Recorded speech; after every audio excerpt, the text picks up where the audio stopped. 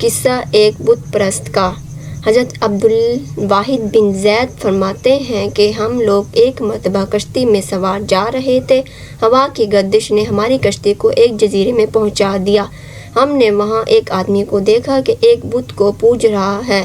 ہم نے اس سے پوچھا کہ تو کس کی پرستش کرتا ہے؟ اس نے اس بت کی طرف اشارہ کیا۔ ہم نے کہا تیرا معبود خود تیرا بنایا ہوا ہے اور ہمارا معبود ایسی چیزیں بنا دیتا ہے جو اپنے ہاتھ سے بنایا ہوا ہو، وہ پوجنے کے لائق نہیں ہے۔ اس نے کہا تم کس کی پرستش کرتے ہو؟ ہم نے کہا اس پاک ذات کی جس کا عرش آسمان کے اوپر ہے، اس کی گرفت زمین پر ہے، اس کی عظمت اور بڑائی سب سے بلا تر ہے۔ کہنے لگا تمہیں اس پاک ذات کا علم کس طرح ہوا؟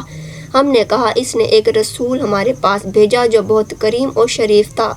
اس رسول نے ہمیں یہ سب باتیں بتائیں۔ اس نے کہا وہ رسول کہاں ہے؟ ہم نے کہا کہ اس نے جب پیام پہنچا دیا اور اپنا حق پورا کر دیا تو اس مالک نے اس کو اپنے پاس بلا لیا تاکہ اس کے پیام پہنچانے اور اس کو اچھی طرح پورا کر دینے کا صلہ و انعام عطا فرمائے۔ اس نے کہا کہ اس رسول نے تمہارے پاس کوئی علامت چھوڑی ہے؟ ہم نے کہا اس مالک کی پاک کلام ہمارے پاس چھوڑی ہے۔ اس نے کہا مجھے وہ کتاب دکھاؤ۔ ہم نے قرآن پاک لا کر اس کے سامنے رکھا۔ اس نے کہا میں تو پڑھا ہوا نہیں ہوں، تم اس میں سے مجھے کچھ سناؤ۔ ہم نے ایک سورت سنائی، وہ سنتے ہوئے روتا رہا یہاں تک کہ وہ سورت پوری ہو گئی۔ اس نے کہا اس پاک کلام والے کا حق یہی ہے کہ اس کی نافرمانی نہ کی جائے۔ اس کے بعد وہ مسلمان ہو گیا۔ ہم نے اس کو اسلام کے ارکان اور احکام بتائے اور چند صورتیں قرآن پاک کی سکھائیں۔ جب رات ہوئی، عشاء کی نماز پڑھ کر ہم سونے لگے تو اس نے پوچھا کہ تمہارا معبود بھی رات کو سوتا ہے؟ ہم نے کہا وہ پاک ذات حی قیوم ہے، وہ نہ سوتا ہے نہ اس کو اونگ آتی ہے۔ آیت الکرسی۔ وہ کہنے لگا تم کس قدر نالائق بندے ہو کہ آقا تو جاگتا رہے اور تم سو جاؤ۔ ہمیں اس کی بات سے بڑی حیرت ہوئی۔ جب ہم اس جزیرے سے واپس ہونے لگے تو وہ کہنے لگا مجھے بھی اپنے ساتھ ہی لے چلو تاکہ میں دین کی باتیں سیکھوں۔ ہم نے اپنے ساتھ لے لیا۔ جب ہم شہر ابان میں پہنچے تو میں نے اپنے ساتھیوں سے کہا یہ شخص تو مسلم ہے، اس کے لیے کچھ معاش کا فکر بھی چاہیے۔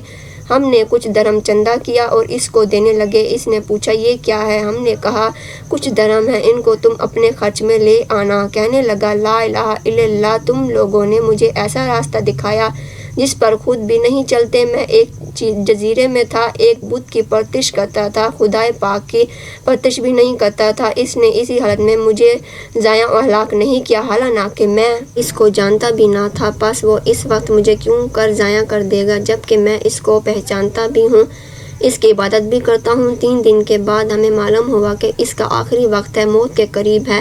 ہم اس کے پاس گئے، اس سے پوچھا کہ تیری کوئی حاجت ہو تو بتانا۔ کہنے لگا میری تمام حاجتیں اس پاک ذات نے پوری کر دی جس نے تم لوگوں کو جزیرے میں میری ہدایت کے لیے بھیجا تھا۔ شیخ عبدالواحد فرماتے ہیں کہ مجھ پر نیند کا غلبہ ہوا، میں وہیں سو گیا تو میں نے خواب میں دیکھا ایک نہایت سرسبز شاداب باغ ہے، اس میں ایک نہایت نفیس قبہ بنا ہوا ہے، اس میں ایک تخت بچھا ہوا ہے، اس تخت پر ایک نہایت حسین لڑکی، اس جیسی خوبصورت عورت کبھی کسی نے نہ دیکھی ہوگی، یہ کہہ رہی ہے خدا کے واسطے اس کو جلدی بھیج دو۔ اس کے اشتیاق میں میری بے قراری حد سے بڑھ گئی، میری جو آنکھ کھلی تو اس نو مسلم کی روح پرواز کر چکی تھی۔ ہم نے اس کی تکفین کی اور دفن کر دیا۔ جب رات ہوئی تو میں نے وہی باغ اور قبہ اور تخت پر وہ لڑکی اس کے پاس دیکھی اور وہ فرشتے ان کے پاس ہر دروازے سے آتے ہوں گے اور ان کو سلام کرتے ہوں گے جو ہر قسم کی آفت و سلامتی کا مزد ہے، اور یہ اس وجہ سے کہ تم نے صبر کیا اور دین پر مضبوط رہے، پس اس جہان میں تمہارا انجام بہت بہتر ہے۔ اللہ تعالیٰ کی عطا اور بخشش کے کرشمے ہیں کہ ساری عمر بت پرستی کی اور اس نے اپنے لطف و کرم سے موت کے قریب ان لوگوں کو زبردستی کشتی کے بے قابو ہو جانے سے وہاں بھیجا اور اس کو آخرت کی دولت سے مالا مال کر دیا۔ اللہ تعالیٰ جس کو تو دینا چاہے اس کو کوئی روکنے والا نہیں اور جس کو تو نہ چاہے اس کو کوئی دینے والا نہیں۔